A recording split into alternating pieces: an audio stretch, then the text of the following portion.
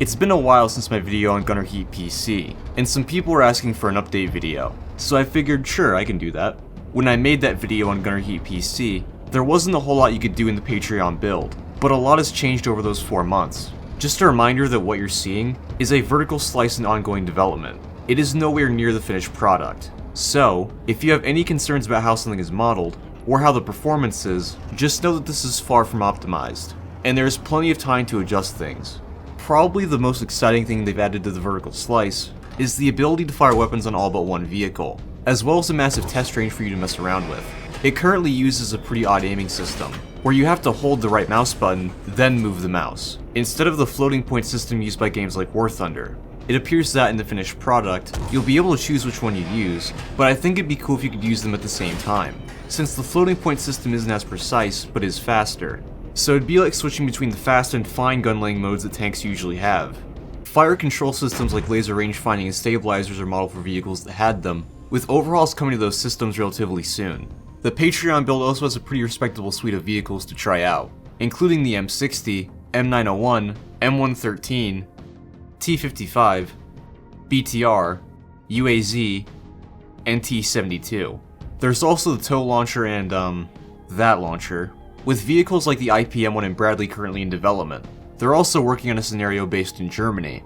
It's a single-player combat scenario that they're working pretty hard on, but I have no idea when it'll be finished. There's some other interesting stuff in the current Patreon build though. For one, the UAZ has soft body physics modeled for it. That means that you can ram into a tree or something, and the body will deform itself accordingly. It's a bit wonky at the moment. I broke a wheel going down a slight decline, but like I said earlier, this is far from a finished product. Not only can you slow down time to really appreciate some of the finer details on things, but the after-action report system from the pre-alpha was implemented as well, and it's still really cool. I don't have a lot to say beyond that, so I'll just point you towards the dev team. They've got a Patreon you can support, and they do monthly dev streams that are very informative. They even bookmark topics so they're easy to find. And with that, I'll leave you with this trailer. It's not new, but I thought it was cool, and showcased the general vibe they're going for.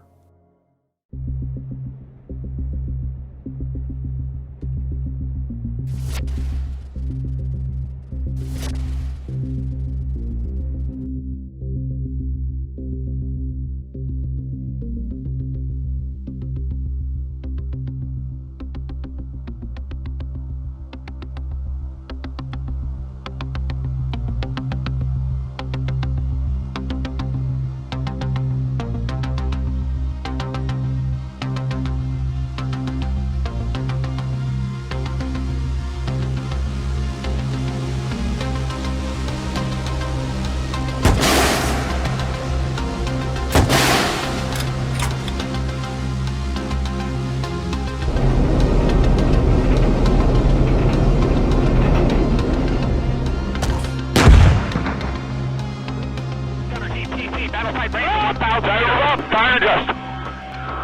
I'll wait. Target.